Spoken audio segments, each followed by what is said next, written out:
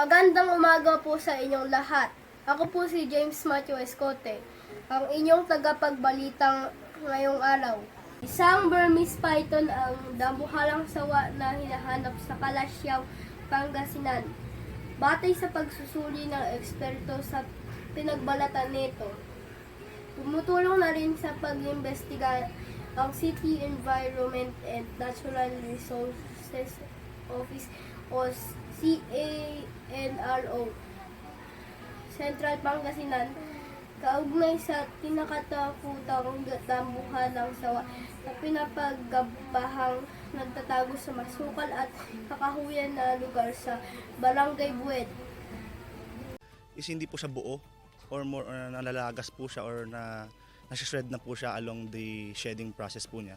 Which is ang Burmese naman po ay ganyan po, nakita po natin na buo po siyang matatanggal. Ugat ang pangamba ng mga residente nang makakita sila ng pinagbalatan ng dambuhalang ahas na pinaniniwalaan na aabot sa 25 talampakan ang haba. Dinala ng ilang snake hunter. Reticulated python ang sawa na kanilang hinahanap. Pero batay umano sa lisensyo o pattern ng pinagbalatan ng ahas, hinihinala na isa itong Burmese python.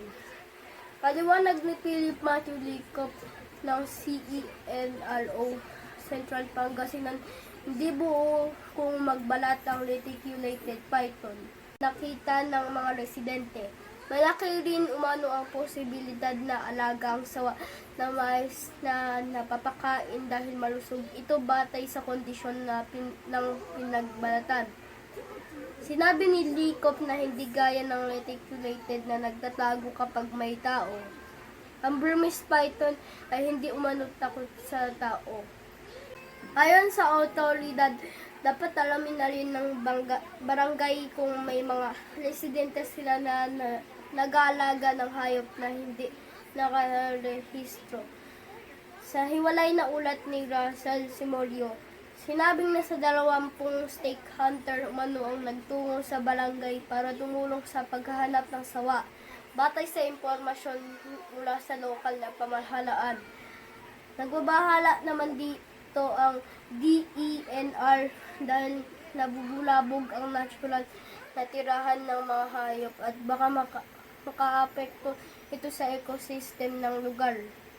I-require na rin po natin yung mga officials na, barangay officials natin na i-check din po nila yung kanilang mga residente kung meron mang mga nag-aalaga ng hindi nakarehistro.